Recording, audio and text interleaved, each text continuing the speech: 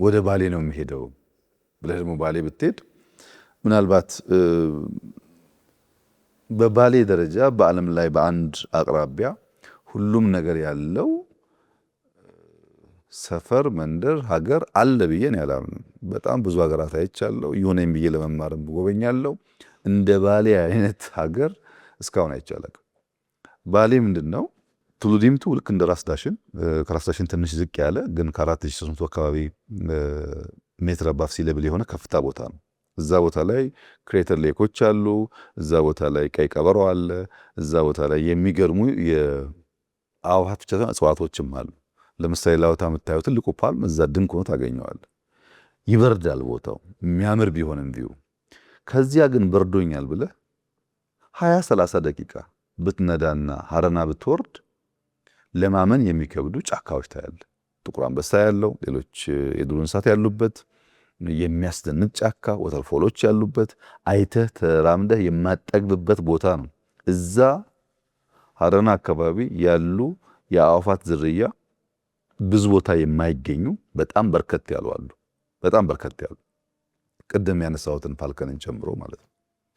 ከሀረና እንደው 30 ደቂቃ 20 ደቂቃ እየነዳህ በየቦታው ለማመን የሚያስቸግሩ አስደናቂ ነገሮች ታያለህ። ለምሳሌ ዲንሾ ስትደርስ፣ ዲንሾ አካባቢ በጣም ሰፊ ቦታ ነው፣ ናሽናል ፓርክ ነው።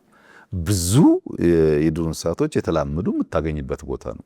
ከዲንሾ 30 ደቂቃ ነድተህ የድንጋይ ማውንቴን ተሳስሮ ለአይን በአይተህ ማትጨርሰው ተጉዘህ ማትደርስበት አይነት የድንጋይ ትስስር ታያለህ።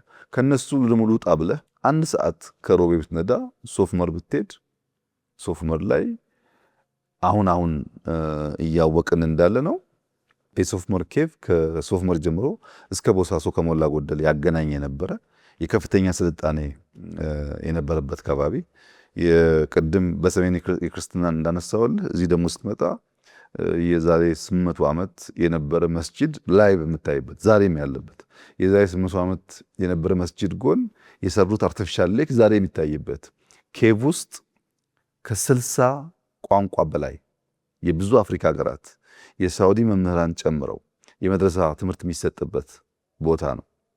ያ ኬቭ ውስጥ አንዳንድ ጽሁፎች ማየት ተጀምሯል። አንዳንዶች የውሃ ዋሻ ብቻ ነው ብለው ይናገሩ ነበር፣ ግን አይደለም፣ እንደዛ ውሸት ነው። ምንም ውሃ የሌለበት ቦታ በኪሎ ሜትር ዋሻውን ታገኛለህ። የሆኑ ስልጡን ጥንታውያን ኢትዮጵያውያን ብዙ ነገር የሰሩበት ያደረጉበት ገና ያላወቅነው ታሪክ እንዳለ ያስታውቃል። ከኢንዲያን ኦሽን በቀጥታ እስከ ባሌ ባለው የቀረበ ቦታ ነው። ልክ በሰሜን ወደ ሬድ ሲ እንደምንለው ይሄኛው ደግሞ በምስራቅ ያለ ለውሃ ለኦሽን የቀረበ ቦታ ነው።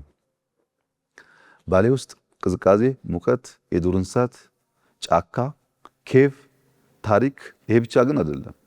ባሌ ውስጥ በምታየው ልክ ሳይላቀቅ ለረጅም የሚጓዝ የእርሻ ማሳ በሄሊኮፕተር በመኪና አይተህ የማትጨርሰው ማሳ የምታገኝበት ቦታ ብዙ የለም። በጣም ሀብታም መታየት የሚገባው ሀገር ማንኛውም ኢትዮጵያዊ ከቻለ ማየት የሚገባው አካባቢ ነው።